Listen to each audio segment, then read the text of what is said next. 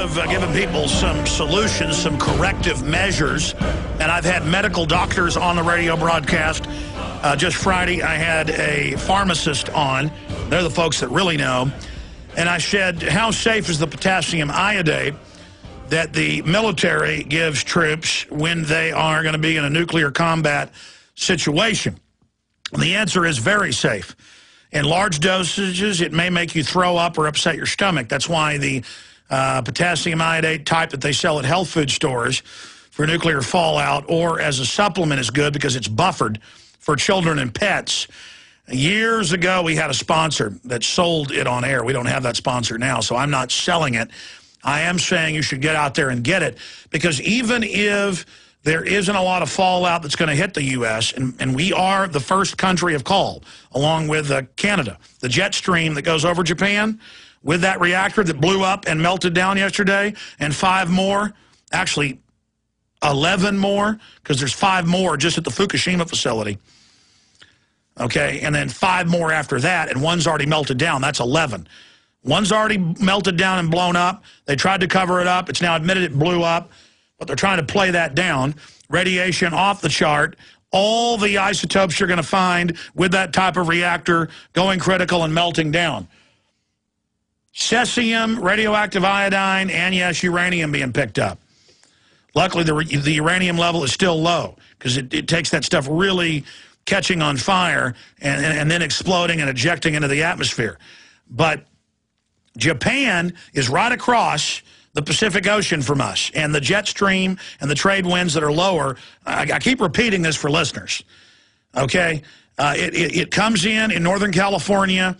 The main band of the current jet stream, it moves around a bit, comes in Northern California up to Seattle. It then dips down through Idaho, down through Colorado, into Texas, Oklahoma, and then goes back up higher into the atmosphere. Back up to above 35,000 feet. But it is dumping in over the United States, and it should get here in the next day or so. And I've talked to medical doctors on air. I've talked to pharmacists. They say different chemicals that are in the environment that mimic iodine already fill your thyroid. That's why you have such thyroid problems out there. That it's good to fill your thyroid with good iodine. And so as long as you consult a physician or a pharmacist, go talk to them. I personally, tomorrow, am going on potassium iodate. That doesn't mean iodine. That's poison, folks. Medical grade. It's over the counter. But a lot of places have already sold out of it. Japan is running out of it. That's in the Associated Press. The government's trying to hand it out to everybody. Here, it's going to be much lower levels of these radioactive isotopes, but the media, I'll guarantee you, is not going to hype this up and tell you as a precaution. You're not going to be getting huge, deadly dosages of it, but none of this stuff's good for you. You get a certain allowable amount of different radiation every year, and it's in the environment. It comes in out of space. It comes in off the sun. There's different types of it. What do you think burns your skin, folks? Ultraviolet radiation. But in that wavelength, it's also carrying all sorts of other radiation. And that's one reason we get cancer, is it breaks down our DNA. So you don't want any of that uranium, any of that cesium, any of the radioactive iodine, because it goes right to your thyroid and builds up in there and causes problems. So that's what I would do for myself. That's what I'm doing. I already owned it. And it's got basically an endless shelf life. So I already had some, been digging around. We did find it finally. But the point is, didn't think we'd found it earlier, got the call, we have found it. But the point is that I had to dig around, even though I'm the guy that knows about this stuff. Okay, I'm done ranting. Habu, Earl, Juan, Josh, David, CVT, Lawrence, Joe, Baron, Robert, we're going to get to all of you. I want to hear from all of you. I've got a lot of other facets of this. They're set to have even bigger aftershocks. Statistically, they're going to be hitting Japan. They've already had over 100 aftershocks, but they're looking for a big one. Pray for Japan. They would have been better off with the fictitious Godzilla coming out of the water and attacking. I mean, that place is on fire. Probably they're reporting 10,000 dead in one fishing village. The scope of this is unknown. The scope of the radiation on those coastal plants with meltdowns going on. Again, they're reporting 6 plants on the verge of meltdown. One's already gone meltdown, but they're counting one plant that's 6 as one plant. So the real number that we're talking about here is 11 plants. 6 at one facility, 5 more in danger of total meltdown. Clearly there was a cover-up. They have admitted that the Fukushima one did blow. They're just not sure how bad. You notice you're not seeing up-close video of that bad boy. The Japanese government now admits meltdown occurred. This is a very serious situation. It did go Chernobyl. So, if you know people in Seattle, you know people in Portland, Oregon, you know people in the major cities of Utah and Idaho, that's where the jet stream dumps in. And there is undoubtedly radiation coming this way. Again, DU was used, not near as deadly as what's coming out of that plant, by the tons, thousands of tons, on the ground in Afghanistan and Iraq. And both in 2001, 2002, and then in 2003 was the biggest year. It went all the way around the world from Central Asia, from Iraq and then Afghanistan, the border of the Middle East and Central Asia, went all the way around the world, over China, over Japan, across the Pacific, across the United States and Canada, past England and Western Europe, where they did have detectors and did pick up the DU in high levels. After it had gone over us, our government covered it up here because they were the ones using it. Now, with that track record, they will cover it up again. Do you understand that? Okay? They will cover it up. I don't know why they do this. They're just so evil. They didn't want to, I guess, point out that the government was using a deadly nuclear weapon, DU, to shoot through the enemy's armor and to use against ground troops with a radioactive half-life over 4 billion years. Now, if they'll do that, ladies and gentlemen, are they going to tell us about this? They don't want the American people being prepared. They don't want you being self-sufficient. All right, I've said enough. Let's jam in a call, then we'll go to break and come back with a lot more. Habu, I promise we'll get to all 14 of these calls. Habu in Wisconsin, you're on the air. Go ahead. Well, hello, Mr. Alex Jones. So nice to be on your show. Thank you. I think the world of you. As somebody who's lived abroad, you are the real deal.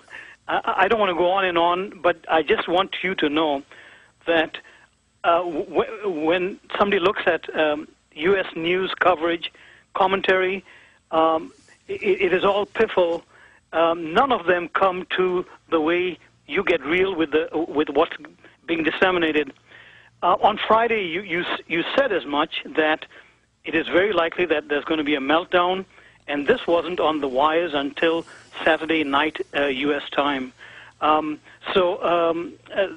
This is why I will not listen to. I will read other things, but you are the one that I hold very in high standing and in admiration because you have cojones. If I may just say about this, the iodine. I was talking to a pharmacist here in Madison, and he said a better way to get iodine is to take a serving of kelp once a week. Yes. And that is a more, that mechanism... Yeah, I'd forgotten that I actually was talking to the pharmacist Friday on air, and he'd said kelp's the way to go because it's the natural, good iodine, and that absolutely everybody should be rushing out because the potassium iodate's selling out just from the folks that are informed. Imagine when the general public finds out, you won't find it anywhere. Seaweed, kelp, raw kelp pills. A lot of restaurants serve kelp. Kelp, kelp, kelp. Get your kids, all of you, eat a big serving of kelp, and that'll cover you for a week or so. Yeah, and the last thing is, you know, as bad as this situation is, in a way I can't fault Japan because this was a natural disaster and one of biblical proportions. But something like the DU is nothing but criminal and, you know, the work of the devil. Absolutely. The globalists knew that DU would kill the troops and those it was used against. 12 to 15 times increase in deformities in the Iraqi children. That's the British Medical Journal. And our own troops coming back and dying, and then they don't get treatment. Think of how evil the Pentagon is. This is not our government. More calls straight ahead. Okay, if you're watching on PrisonPlanet.tv, you can actually see me here with Whole Foods iodine from kelp.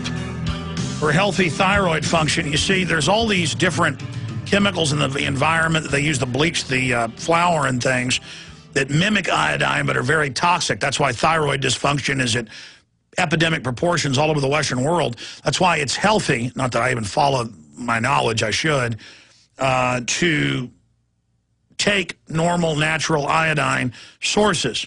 And so, yes, even if you can't get the medical-grade potassium iodate, you can get iodine from kelp for healthy thyroid function, or I've got a bottle here of organic iodine dietary supplement from alfalfa and sea dulse. And I'm going to take a dose of this right now, just as a precaution. Plus, it's healthy. And for a 230-pound male, about 3 drops.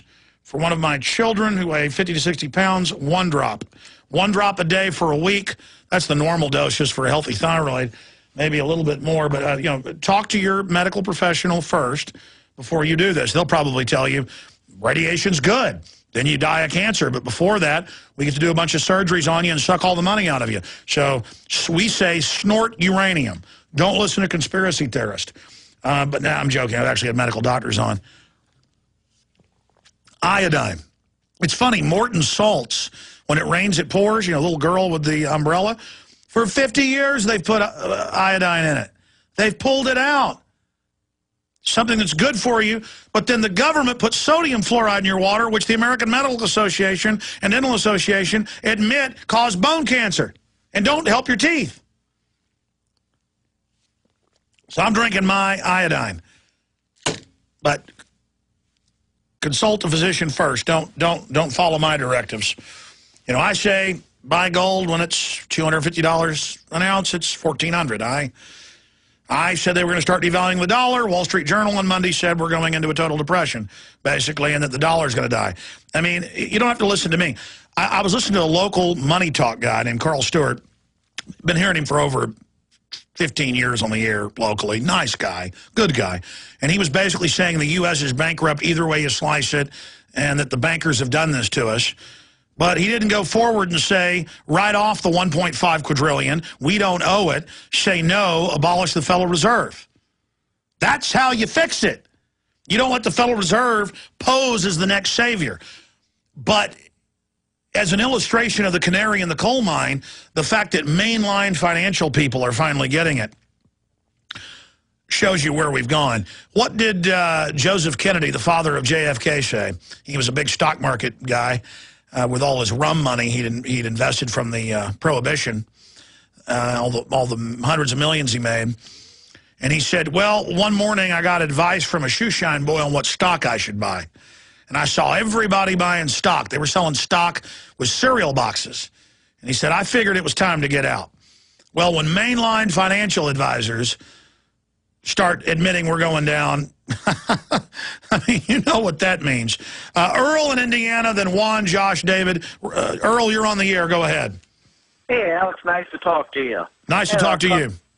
Had a couple quick comments to make. One of them was the coup de grace shot of the salt water into the reactors. That's a real sign of their desperation. And another thing that thought you might have some comments to make on would be, you know, they've lost a large part of their electrical power supply for the whole northern part of the country. It runs off 50 hertz. The south is 60. That's not gonna. There's no short-term solution. Yeah, Tokyo's got 4 million people without power alone. Yeah, that's good. I haven't seen anybody really discussing the horrifying effect it's going to have on the economy. You know, the Japanese economy. And then I noticed that when that building blew up, they come up with the hydrogen thing. That may be or may not, but if the reactor was to melt through with all that water around it, it would be just like putting molten steel on water, which causes instantaneous steam in a... Well, sir, let me just be clear, Earl. Let me just be clear here. Steam would be white. This was gray and brown. The giant 20-plus foot thick steel rebar enforced containment facility blew into pieces sky high. And just to be clear, they admit it began, now we know in hindsight, melting down Friday. Well, again, when they admitted they weren't pumping water through it, it was going to melt down. The question is, would it go critical and then explode and eject the rods everywhere into the atmosphere like Chernobyl with a 1,000-plus mile plume? This is on the coast, and so that all that stuff went off the coast towards the United States. Just a little news flash, because the wind's going northeast, but then it goes out to sea. Most of it will go out to sea, and then onto our tables as seafood, unfortunately. But you've got a good point, Earl. Finish up.